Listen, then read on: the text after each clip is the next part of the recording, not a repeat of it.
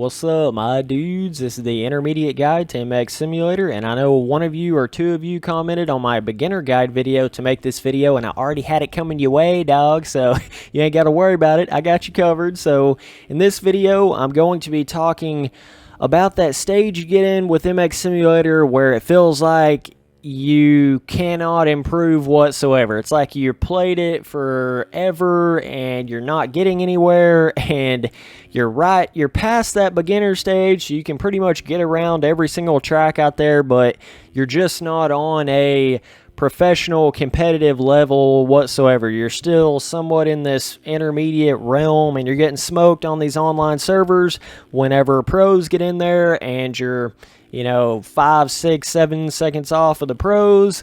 That's kind of the stage I'm going to be talking about here, and I have it all on my phone, so hopefully I will be able to remember every little thing I'm trying to go over. Oh shit, I kind of freaked myself out there. I thought I deleted all this. Okay, let me see. There's just so many things that I don't want to actually miss here, so that's kind of why I'm making sure I got my phone. Okay, so because a lot of this I wanted to really take a long time to think back to when I was in this stage and try to remember what did get me to that next level.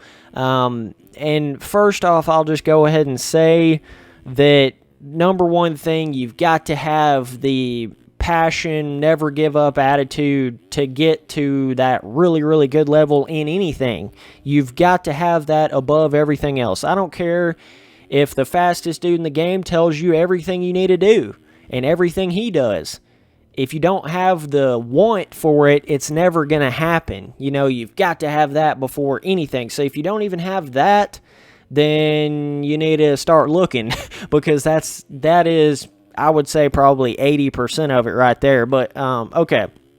So one pretty big thing you'll get into once you get right out of that beginner stage is going to be trying to figure out a good gearing and making sure that you turn the automatic shifting off. So this is something you could do as a beginner, but it's also something that's not quite as critical to have the actual automatic shifting off when you're a full-blown beginner. Oh my god, the saves in this gameplay right here. I don't know what the hell I was doing, but at the very beginning, it may be a little tricky trying to shift gears and do everything else. If you're coming from Reflex or an arcade game like that, as a beginner, I don't think it's quite as critical to have your actual manual shifting on.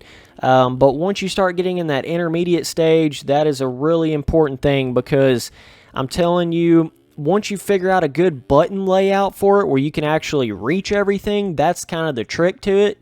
Because if you don't have a good button layout, then how the hell are you going to shift? You've got to be kind of smart there with it. Just really think hard about where you want to place everything, and how you want to do all that. But once you get all that figured out and you can reach everything, that's when it gets really interesting, because you can actually control everything. And remember, you're going to have to start learning how to, let me see if I can show you guys this. You're going to have to start learning how to where you can actually use where you play the game where you've got two fingers. So basically it's going to be your middle finger on the throttle, and then your actual index finger is going to be on your right bumper, so that you can reach both of those buttons at any time. And that's a really big important thing.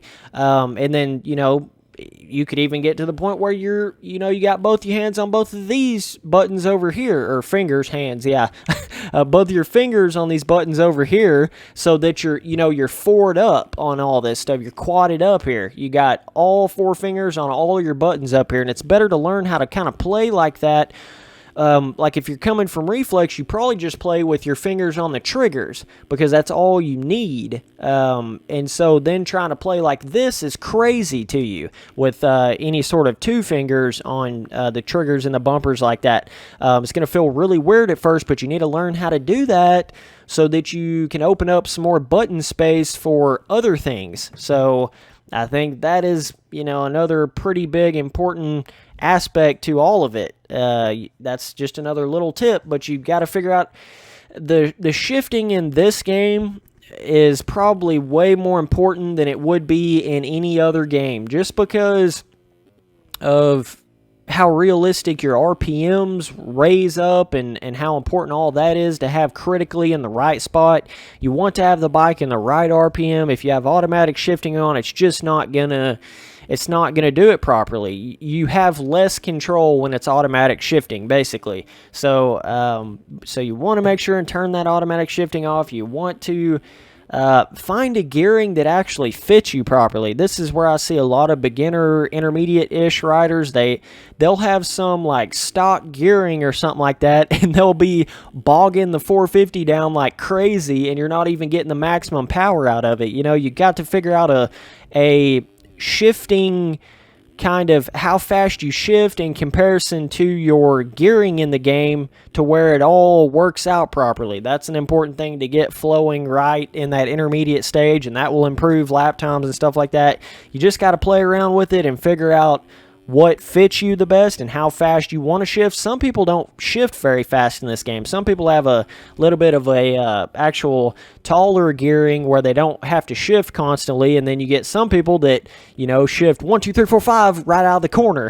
So you've got all ends of the spectrum out there.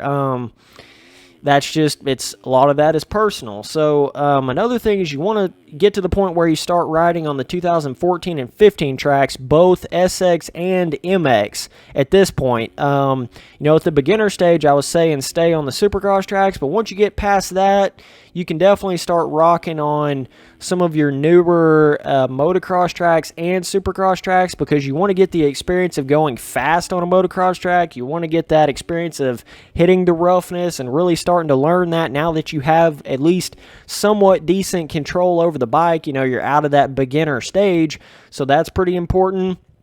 Like I was saying, like I would recommend the 2014s and 15s is kind of right in that intermediate stage. That's going to match your skill level pretty well. So just remember that. You know, you don't want to stay on the 2011 and 12 tracks forever because you're never going to get better. No one really cares if you're good at a 2011 track in this game. Nobody gives a shit. You know, I know some people kind of praise themselves off being really fast on those older tracks. No one cares. You got to be good at the newest of the new. That's what matters in this game. That's what the pro races are on. And that's the thing, like the skill gap really starts to widen out when you get on those newer tracks. So that's why it actually means something to be good at a brand new track like that, because they're harder in that sense. If you get an easy track, then, you know, an intermediate dude can be just about as fast as a pro guy at that point. So, and you'll be getting on better tractions at this point as well. So you'll be getting really used to getting in tractions that don't feel like straight up ice, and you can actually start hammering the throttle, and you'll really start learning how the back end will slide, have that cool little slide motion to it when you get on the throttle hard in this game.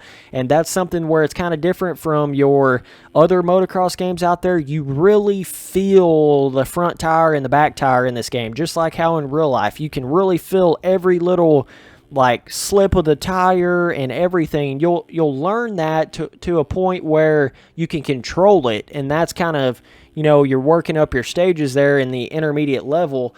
But okay, another tip is just at this point you want to make sure and not be too worried about a fast lap time. I see a lot of people in this stage, they run their whole life off of how fast of a lap time they can get, and then they end up ruining themselves because they're not worried about their consistency, which is way more important anyways.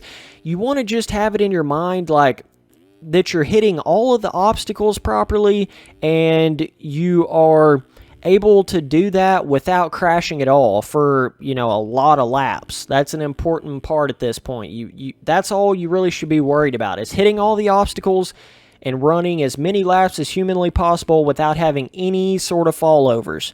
You know, as long as you're doing that, you're on your way for sure, because that's really, especially on a supercross track, if you're just hitting the obstacles right and don't even worry too much about hitting the corners that hard. I mean, you can just chill, flow around the corners. But as long as, you know, you're hitting your triple ends, you're hitting your main triples, you're getting through the whoops okay, and you're able to do that for 20 laps straight without crashing, you're definitely getting somewhere. So another thing is get out of the main line. You want to definitely start practicing on riding on these bizarre off lines that have all these crazy ruts, or, you know, those supercross tracks that have those inside lines that are kind of rutted out. You want to make sure and be hitting stuff like that so that you just get the experience of doing it, because it's going to help you a whole lot more. And, you know, hit like some offline, like hit something weird like a double, triple. You know, if you're used to hitting triple ends on a rhythm section at this point, try to hit a smaller line just to change it up a little bit, and you start to get used to just learning quickly. That's an important thing at this point, especially now that the pro races is you only get like 45 minutes on the new tracks when they come out before you pro race on them. You know, you're qualifying for 45 minutes and then you're racing just like that. So that's a whole new element that they've added into that. Some people may not even understand that if you're not actually pro racing, but that's how it is now, and I think they'll keep it that way, at least I hope anyways. But so you've got to be able to learn tracks really, really fast. I'm talking like you've never seen this track before, and you learn it in 45 minutes, and then you're pro racing on it. That's pretty crazy. So, you know, that's very different from getting 3 days on a track to learn it and practice it, and then everybody can be good on it at that point. But the way it is right now, like, it's tough, dude. It's rough. It's no joke. So you want to do that just to learn what it feels like to go out there and randomly hit something, you know, going wide open or something like that, and like just hitting a weird jump that you're not really used to and just hucking it right off the bat. You need to really learn that aspect. Another tip is get on tracks where you're fifth gear wide open, and whether it's a custom track or whatever, where you're going really, really fast, and that'll help you just in speed purposes and perception, where when you get back on a normal track, it won't feel like you're going as fast. So then therefore you can go faster. So there's little tricks like that.